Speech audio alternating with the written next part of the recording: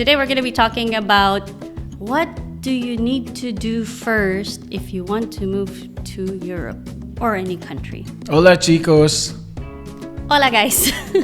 Hi, so welcome to Everything is Boffo. I'm Bea. And I'm Paul. We've been getting a lot of questions like that, and that's why we're making this video.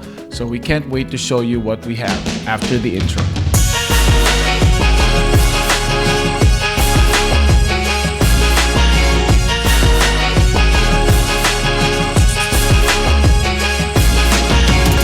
To move to a different country, or you want to move to Europe but you don't know where to start, you don't know what to do, and you ask a very broad general question in the Facebook group. Most of the time you won't really get a clear answer because it is just such a very broad question. You have to think about what economic background you're coming from, what work background, professional background you're coming from, what stage in your life you are in. Are you single? Do you have kids?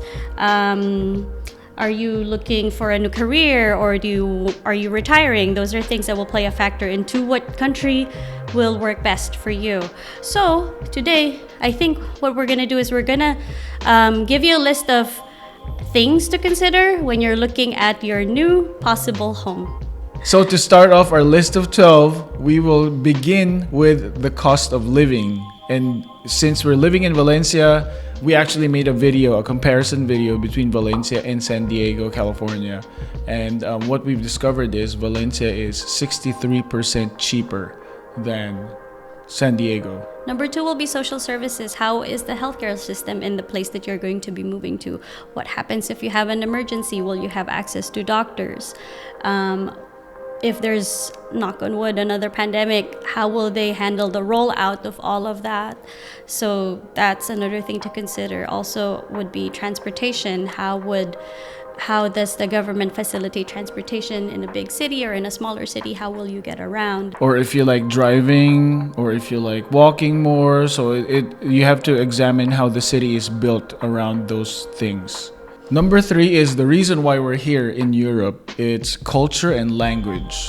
We really wanted to learn another language, and Tagalog has a lot of similar languages to Spanish, and we thought it would be easier. And we like learning about the culture through the food. And Spain is one of the best destinations for culinary adventures. So this is why we chose this country. I think also because this is such an old country, so there's so much architecture around us that's just part of everyday life. We're commuting, or we're just walking towards the city center, and we'll see the bull ring that's right there, or we'll see the old silk factory, and to enter it, it's free. It's just magnificent. Number 4, also look at the country and see if it aligns with your political beliefs. I think that's also very important. The 5th thing is religion. Like being Filipino, coming from the Philippines and going to the motherland of our religion in Spain, we were expecting Spain to be a little bit more religious, and it turns out Spain is traditional, but they're not devout. So, most of the events are about the religious traditions, but then the people are a little bit more liberal when it comes to their beliefs. I think they celebrate the holiday like a feast day as a way to not work for the day and celebrate, but not really to go to church. I could be wrong. Correct me if I'm wrong. Yeah, but don't expect Spain to look like how we celebrate religion in the Philippines. It's completely different. Yeah. Number 6, economic. Think about the economy of the country that you're moving to. How stable is their currency? Is there a good job market for you if you're working? Will that be easy for you? Also, income. What's the income bracket that you are expecting or you are accustomed to versus what the average income, I would say median income, is in that country? Yeah, we've been getting a lot of questions on our Facebook group about jobs here in Spain, and Spain has a really high unemployment rate, so don't expect that you're going to be able to get work here because they prioritize the locals. Number 7, weather. So for us, it is very important to have a lot of sun, a lot of warmth. We are not accustomed to snow and winter. So Spain was a very good, I think was a very good choice for us. And we were, we wanted to be close to the water. So Valencia has beautiful beaches as well. And the water is really warm, so that was a plus. Yeah. Like if you are the type of person who gets depressed when it's winter, like me, don't move to somewhere where it's dark most of the time. Get your vitamin D. Number 8 is actually geography, like how accessible is it? And surprisingly for us, we didn't really realize that Spain was that close to Africa. It's right next to Portugal. We've discovered that, and then it's really close to France as well. So that was such a great surprise for us. And also, take a look at your city that you're going to be moving to. How accessible is it to transportation, to trains, to the airport, to the port? If you would rather do cruises, those are things that you might want to factor in. How easy will it be for you to hop on a plane to get somewhere else if you need to? Like if it has like an international airport, for example, Valencia, or they say most of Spain will have an international airport because of course they can go to France and Italy, and those are international flights, Europe has a really good railway system, so sometimes it connects to each other, and then we've had friends who just went around Europe just taking trains non-stop, and they've had so much fun. So yeah, accessibility, like the position of the country would be important. Okay, number 9. So this gets asked a lot. Have you considered the tax implications in the country that you're moving to? Again, everyone is different. Like if you have a mortgage, if you're trying to sell a house, if you have rental property, if you're still working, if you have retirement and 401k and all of those all play a factor. So definitely ask a tax professional. Don't follow YouTubers. Don't ask YouTubers for advice.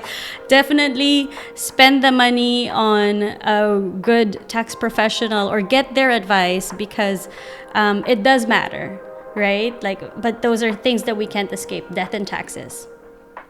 I mean, we're here to give you guys our first-hand experience, and our first-hand experience is always ask a professional about these things. Yeah, that's not something that we want to talk about. Number 10, property. So this is another often asked question in our Facebook group. People are asking all the time if they could buy property as a non-EU citizen. And the answer is, just like number 9, you have to talk to a professional about this. Or sometimes a quick Google search can help, but definitely still talk to a professional about it. Look into the country. Are you able to buy property, or are you going to be stuck as renters all the time? 11, important for us, pet friendly. Is the country that you're moving to pet friendly? Will you be able to take your dog or your pet on a bus or on a train if you need to? Or a taxi cab. Or a cab, yeah.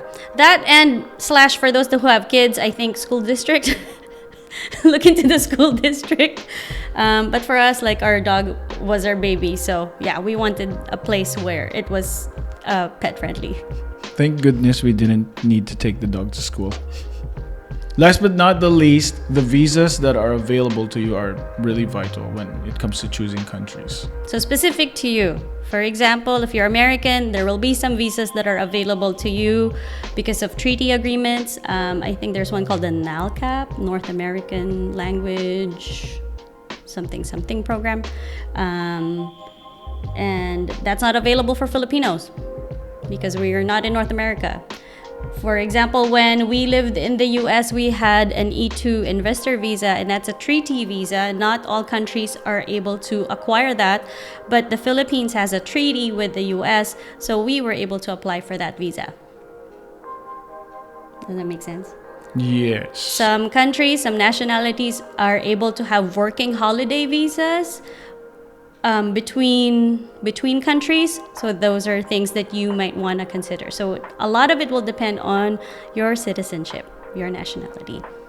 And another factor is the visa that will allow you to convert to a permanent resident in a particular country, because that's the goal, right? The goal is to move to Europe. So you want to make sure that you know about those visas. Right, not all visas will allow you to stay here on a permanent basis.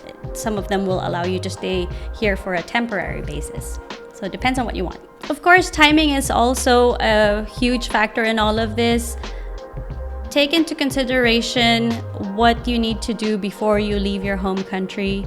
I would say just be prepared for all the challenges. There will be, but if you're not afraid, if you're excited to just take them head on, I think you're gonna have a really good time during your journey. So obviously, moving to a different country will entail all of these things to make a better decision for you and your family. If you are thinking of moving to Spain, you should consider subscribing, because next week we're going to talk about the visas that will allow you to get into Spain. So yeah, follow us, subscribe, hit that notification bell, and we'll be talking more about our life here in Spain in the next few videos. Hopefully this list helped you out, and we will see you in the next video. So to start off our list of 12, we are going to start off with... No. And another factor is the visas are the visas. And another factor are the visas that is the visa. And another factor is the visa that will allow... Will allowed.